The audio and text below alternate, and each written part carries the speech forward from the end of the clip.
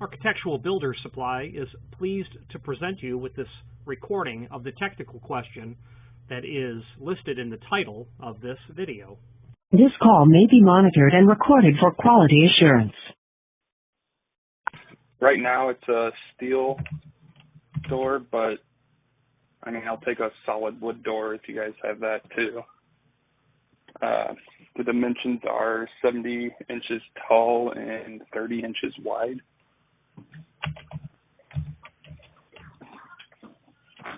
Okay. Do you guys have like that in stock, or? Oh, it would have to be made. It'd have to be made. And what is the pricing on that? Well, freight alone would probably, where would it go to? St. Louis. Yeah, I mean, LTL freight's going to be probably $400 just to get it to you. Would I and be then able to pick it up? Sure. Yeah. Is it wood or metal? I mean, either one. I guess well, the cheaper option would probably be wood. Not really. Steel would be North Carolina pickup, and wood would be Detroit. Oh, okay. Yeah, those are too far for me to pick up. So just to ship it here would be $400. It'd be costly, yeah. Oh, man. Okay, well, I guess I'll do some shopping around, but I might have to do that. Why don't you just get a 30-inch door from the Home Depot and cut it down to 70-inch?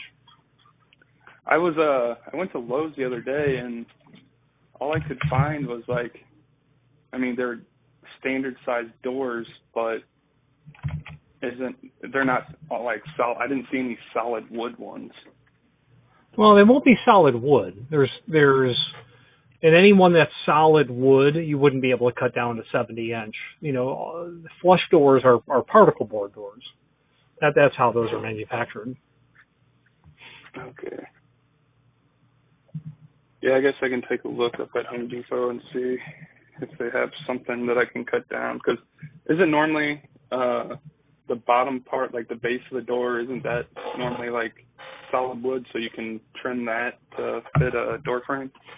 Yeah, but it's only solid wood for maybe an inch or an inch and a half or 2 inch, right. A very small amount. So how would I say, what's the standard door? Is it like 76? 80. 80. So you're gonna put a straight edge on the bottom of the door, and so here's how you would do it. You would take that 2'6" by 6'8" door, put a straight edge on the bottom of the door after you have adjusted it for where and what your circular saw needs. You're going to score the face of the door so that when the blade exits out the top, you're not ripping veneer. Right. Then actually what I would do is clamp the straight edge down, and then I would tip my circular saw blade down just like 3/16 of an inch and run it down the face of the door, and all I'm doing is scoring the face. Mm-hmm. Then I'd sink my blade all the way down and then rerun the cut. And as I'm pushing it with the saw with my right hand, my left hand is holding on to that 10 inches that's about to fall off. And I run that through, and then in your left hand, you got a 10-inch piece of cutoff. Well, don't throw that away because we're going to need that. On the door, one way or another, using either a router or even a hammer and chisel, you're going to core out all that particle board between the wood stiles. You're then going to take that cutoff and you're going to plane off the door veneer, and you're going to rip the excess off that you need and reuse and reclaim and then reuse that piece of wood stile. And you're going to glue that back into the bottom of the door, and you're going to clamp it down. And that's how you restyle a door. Or re-rail a door is what that's called. That is a good idea. I never thought of that. Oh, yeah. You're going to need some tools. You're certainly going to need a planer. Or you're going to need a 2x4 and a good table saw, and you're going to make your own piece of lumber to stick back in there. But at the end of the day... Yeah, my dad's got a ton of. He's got a nice table saw and everything. And I think he's got a planer, but maybe not. I'll have to see. Yeah, if you don't have a planer, then don't reuse that cutoff. Just get yourself a piece of lumber, a piece of oak, and cut that down to size, and glue that back in there. Wax paper is what we use. So you'll put glue in the cavity. You're going to then put glue on both sides of the lumber. You're going to put that back in there and wipe off the excess glue immediately. Then you'll put a piece of wood, like a 2x4 top and bottom, and then your C-clamps. But between the door and the wood, you put wax paper so that the glue, when it seeps out, doesn't stick to the 2x4 that you're going to then use, for your clamps. And when that all dries and you remove the clamps, you realize, wow, the wood that I used for the clamps is now glued to the face of the door, and then you peel that off and you rip some of the veneer off. So that's what the wax paper does. It prevents you from gluing your clamping blocks to the face of the door.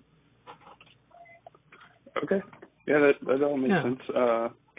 It's a lot of work, and even when you've got all the tools, it would take me 45 minutes to do all that, what I just said. Maybe less. I haven't done it in a while, but I've done it hundreds of times, if not more.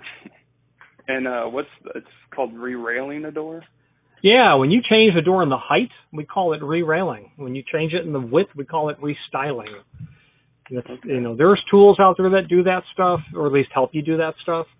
But at the core of it, the description or the process is what I just ran through. Some people would just cut the door off and leave it. Well, that's no good. That particle board's going to come out. Some people would cut the door and put a piece of edge banding on there, just glue on some edge banding. That's not going to work. It's going to fail eventually. So you got to go through the work of cutting it, coring out the door, and then packing it back with a piece of solid lumber. And you chisel that as deep as, plus a quarter inch or whatever, with the thickness of the wood you'll put back in there. You're going to want, if you can go in there with at least, I wouldn't use 1x material. That's really too thin.